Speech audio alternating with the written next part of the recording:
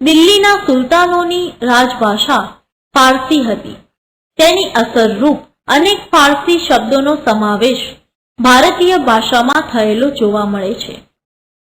આ યુગના ઇતિહાસકારોમાં જિયાઉદ્દીન બર્નીએ તારીખે ફિરોજ શાહીની રચના કરી, જેમાં ખલજી અને તુઘલક વંશના રાજ્યનું વિસ્તૃત વિવરણ કર્યું છે. તેઓએ રાજકીય સિદ્ધાંતો પર ફતવા-એ-જહાંદરી નામનો ગ્રંથ લખ્યો હતો. સુપ્રસિદ્ધ હજરત નિઝામુદ્દીન ઓલિયાના શિષ્ય અમીર ખુશરો સૌથી મહાન સાહિત્યકાર, કવિ, ઇતિહાસકાર, રહસ્યવાદી, સંત અને સંગીતકાર હતા. તેઓને પોતે ભારતીય હોવાનો ગર્વ હતો, તેથી તે ભારતને પૃથ્વી પરનું સ્વર્ગ ગણાવતા હતા.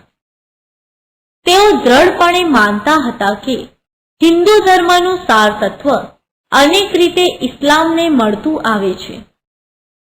દિલ્હીની આજુબાજુ બોલાતી હિન્દી ભાષાને પોતાની માતૃભાષા ગણાવતા હતા.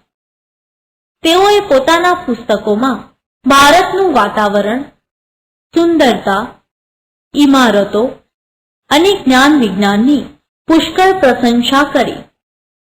તેમની મહત્વની કૃતિઓ આસિકા, નૂહ, સિપીહર અને કિરાતુલ સદાયન ગણાય છે. આ ઉપરાંત અનેક કાવ્ય ગ્રંથોની રચના કરી હતી.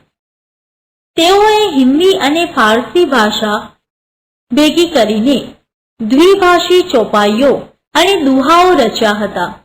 તેમણે શરૂ કરેલ આ પરંપરા સદીઓ સુધી ચાલુ રહી હતી.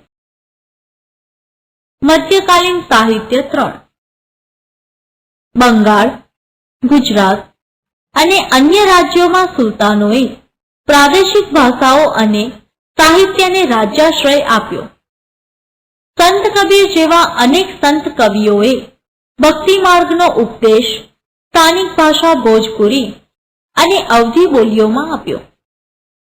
કબીરની રચનાઓ, દોહરાઓ મુખ્યત્વે સંદુકડી લોકબોલીમાં છે. મલિક મુહમ્મદ જાયસીએ પદ્માવત નામનું મહાકાવ્ય અને તુલસીદાસે રામચરિતમાનસ પ્રસિદ્ધ ગ્રંથ અવધીમાં લખ્યો. આ યુગમાં અવધી ભાષાના બીજા કવિઓ પણ થયા.